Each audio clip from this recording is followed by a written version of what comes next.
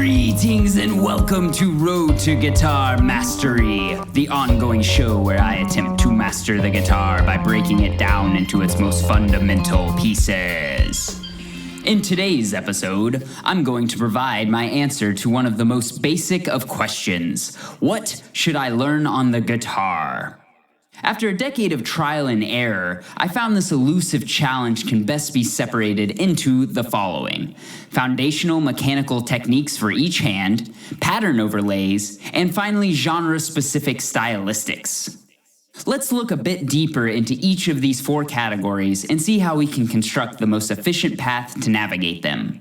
For each hand, there are various mechanical components that must be ironed out individually before the body can perform these highly specialized tasks. The strumming mechanism as a good starting point can be summed up as the body's ability to accurately hit both down and up strums at different velocity ranges. In order to travel freely across the fretboard, one needs to develop this accuracy on the individual strings, then finally string changes or string skips. There are various ranges of motion embedded in the strumming mechanics, such as horizontal and vertical arm motion, wrist motion, and even finger motion for the pick slant. Now let's look at an overview of the fretting mechanism. Ultimately, we want each fretting finger to be independent and efficient.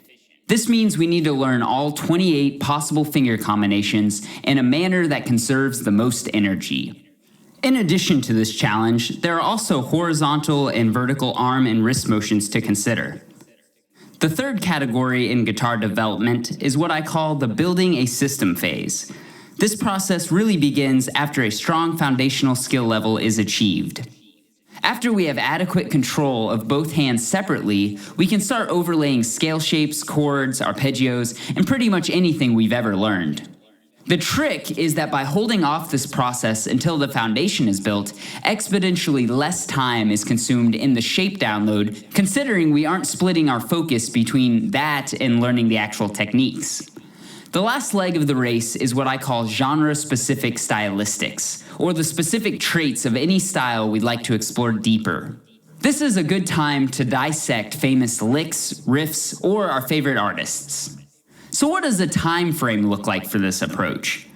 I'd recommend spending anywhere from 6 months to a year just developing the foundational skills. The more time spent on the base level yields less time on future levels. Another way to think about this is a house of cards. If you want your card house to be taller, you must extend the foundation, which ultimately makes the growth possibility limitless. However, if one were to start building the system without a strong base, there would be a very sharp limit to how much growth could be achieved. As a matter of fact, this is exactly what happened to me. I spent 10 years learning all the theory, scale shapes, chords, songs, etc. that I could without spending any time working on the foundational mechanics. I ended up plateauing after my first year, never really seeing much improvement despite thousands of seemingly wasted hours. Finally, 11 months ago, I started this YouTube show and decided to change my approach to foundational isolation. In that short time, I made more progress than the previous decade. And now I want to help speed up this process for you, my audience. For starters, I made a catalog of the nearly 100 episodes I produced utilizing this new approach. The catalog showcases valuable information such as the focused hand, topic, subtopic, notes, whether the episode had a corresponding worksheet, and my hindsight view of the episode. I also included a highlight category for episodes that contain the most valuable information, noted with a boom.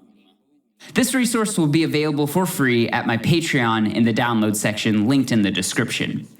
In the coming weeks, I will be producing various technical skill tests that you can use to help identify any weaknesses you may have, as well as exercises to remedy these specific areas. Furthermore, the third season of this show will predominantly focus on the building a system phase, so subscribe if you'd like to follow along. As always, I will do my best to document my experience and share anything I learn with all you amazing people. If you have any questions, comments, or concerns, feel free to message me and I will do my best to get back to you. Thanks so much for tuning in to Road to Guitar Mastery, and I will see you all with another episode very soon. Take care.